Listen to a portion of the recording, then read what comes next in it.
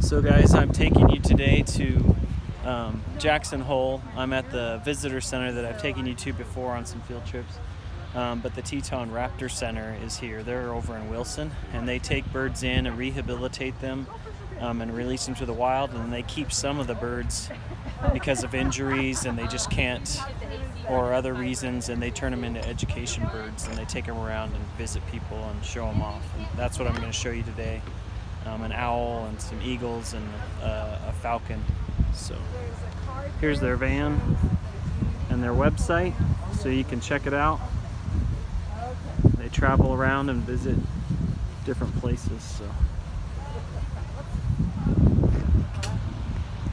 So I hope you enjoy the field trip, see some birds, learn a few things. It's a little windy. I hope you can hear. I need to get a better microphone for my phone, but maybe I'll do that one of these days. So enjoy the trip.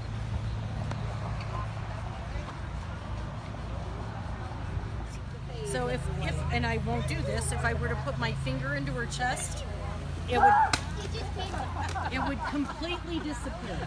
I did not do that. You did that. So, yep, the white head and the white tail come in when they're 5. That's weird. That's a bald eagle. Then imagine how long. How much did it weigh? Just under 3 pounds. She's about 2.9. And their bones are hollow. Yes, it's so small. It just doesn't look like So it. would its legs be really long to be all the way, for its feet to be all the way down there? Her legs are probably about that long, Not that long. but she's kind of sitting back on her hocks right now. But she can squeeze her feet at 1,600 pounds per square inch, where the average human is 60 to 110. What kind of owls again? A great horn. She's panting. They don't have the ability to sweat.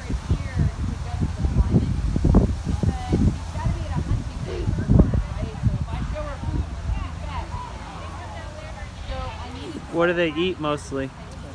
She'll eat mice, rat, quail, chick.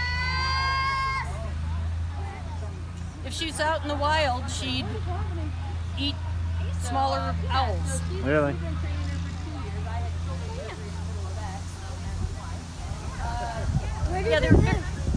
Where do they live? They live in every state except for Hawaii. And they're pretty vulnerable during the day, but they rule the world at night, even though they are not nocturnal.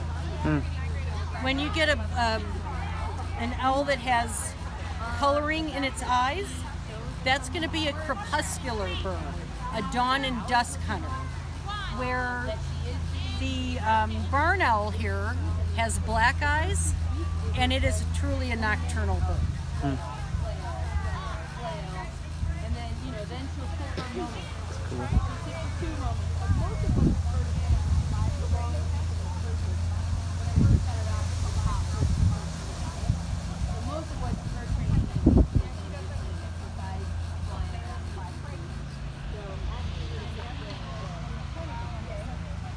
A door slammed and everybody jumped except her, and usually loud noises, any of the birds that we have on the glove will jump and fly off the glove, and she wasn't even affected by it. So it turns out she's completely deaf, and without that ability to hunt, or without the ability to hear, her hunting would be very difficult because they rely on their eyesight and their hearing to be able to hunt.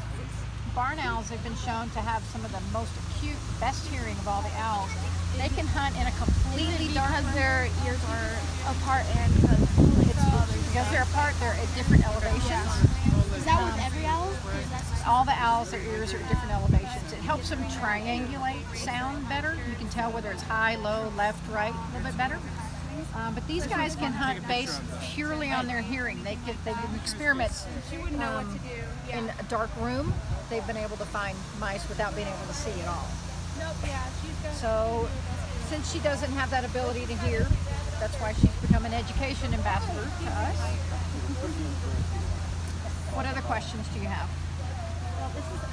do you know why they call them barn owls? That's one of their preferred habitats. It's one of the favorite animals of farmers. They're actually, a lot of farmers will put up nest boxes because it's cheaper to have this guy clean out all the mice and rats, or keep your fields and barns clear of mice and rats, than it is to put poison down. Poison costs a lot of money. For these guys, you can just put up the nest boxes and let them do their thing. And they don't come after humans, so they're really no threat to humans either. Her name is Manzana. Manzana is the Spanish word for apple. They're called the apple-faced owl. You see the shape of that disc. They're also sometimes called the ghost owl. If you can imagine at night that white face coming up at you, it might look kind of freaky.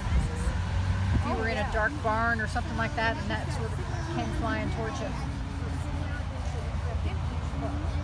If you also notice their talons, you know they have 4, right? 3 in front and 1 in back. But when they perch, that third one, they can swing around to the back. And they generally sit with 2 in front and 2 behind. When they catch prey, if they were to scoop a rat off the ground, they generally grab with the 3 in front, and that 1 in the back is the one that comes around and pierces the heart, pierces the lung, and kills the animal. But when they perch, it's a little more stable with 2 and 2. Wouldn't that be neat to really take our people straight up, have a second thumb? And then suddenly dive down into it. All the things we wish we could do. Can owls turn their heads all the way around? Not all? No. No degrees, about 270 degrees? Yeah. You know why that is? Yeah. Yeah.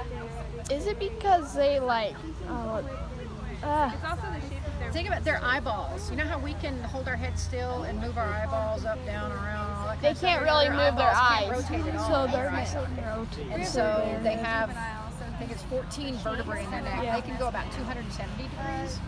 But really, we've got the same range of sight because we've got our necks and our eyeballs. We can turn our necks about 180 degrees, but our eyeballs can see behind us a little bit, right? Sorry. So it's not a whole lot more than we have. They just do it all with their necks. How do you know if it's a boy or a female? Females are generally bigger.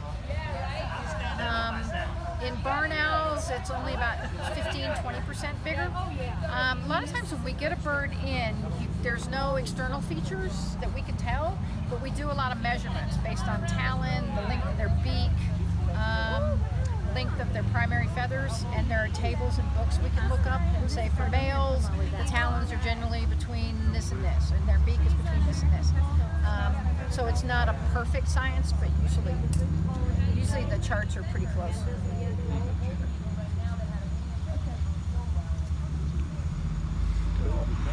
What is this bird? Falcon. This is an American kestrel, so she's the smallest member of the falcon family.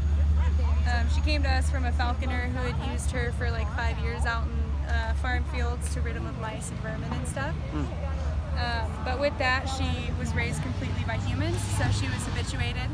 And in that, she doesn't have that natural instinct to migrate during winter down to Texas, and that's how they survive. So if we let her go, she'd be the only one hanging around in winter, like, what's going on? And they can't survive the winter here? No, yeah, it gets to like -35 here pretty normally during some of the winter months, and they're just not built for that. So she's about 7, and with the raptors, the smaller the raptor, the shorter the lifespan.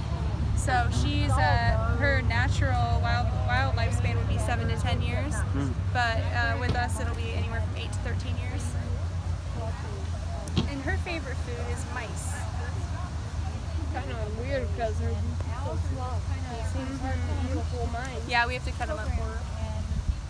We were able to find other nests. Questions? Questions.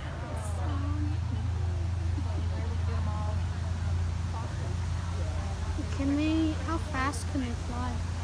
Well, okay, so their basically larger cousin, the peregrine falcon, can dive at like 242 miles an hour. These guys, it's closer to like 80, but they still have the same design in their nostril, which is how we design the jet engine, is after their nostrils, and it diffuses air so that it doesn't build up so much pressure in their head. It's pretty cool. Any other questions? So they normally migrate from here all the way to Texas? Yeah, they're here from late spring to early fall, and then they'll migrate back down. up in the Midwest and down in Texas. So if you let it go, in the winter, It could. where does it go? In the winter, these guys will migrate down to Texas just to stay out of the super cold that's up But here. this one will just stay here. This one wouldn't know what to do. Yeah. She would probably stay around where we keep them now. Is that an average size? Yep, she is. Females within the raptor world are always larger than the males, and she's about 15% larger than her male counterpart, but she's full grown.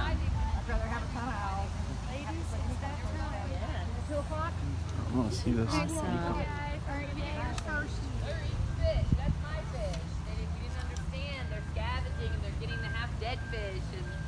So there was a time when there was a bounty of 50 cents a bird. That was a big deal. The pictures are absolutely amazing of just these rows and rows of bald eagles hanging by their tails. You know, it's just incredible. But that was the mentality, you know, and thankfully that turned around before they were all gone. She automatically comes back to you. Well, doesn't she's her on a hand. leash. Yeah, but I She's mean, attached. she It's either knows. that or hang upside down, and she sometimes chooses to hang upside down. Sometimes she needs a little help. That's more comfortable. Yeah, she's kind of figured out upright is a little more comfortable. Yeah. Indeed. Great. Well, thank you. Yeah, thank you guys. Enjoy She's a this wonderful weather, man. bird. Yeah. Keep What's the feeding high her today? the right It does thing. not feel as hot as they were saying it's gonna get. Oh yeah, it feels great. I heard somebody say it was gonna be 85 today. Yeah. That's tomorrow. Oh. Yes. All right. Well, guys, I'm gonna stick her back in her kennel. So. Thank you. Yeah, thank you guys so much.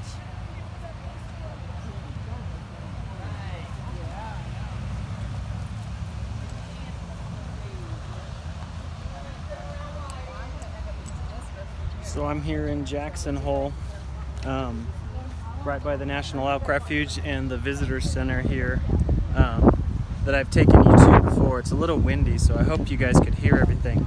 But the Teton Raptor Center is over in Wilson, and they house these birds. They rehabilitate birds and release them to the wild, and then they have some birds that they just keep permanently because of injuries or whatever, and then they just take them around and educate people and show people the birds. So here's their van. But it's over in Wilson, just outside of Jackson. You can go to their website and check things out. They do education visits, so if you come to Jackson, you can schedule a time to come see the center. It's a private organization from what I understand, and they use donations to take birds in that they need to rehabilitate and release to the wild, and do research and educate people about birds in general. So pretty cool.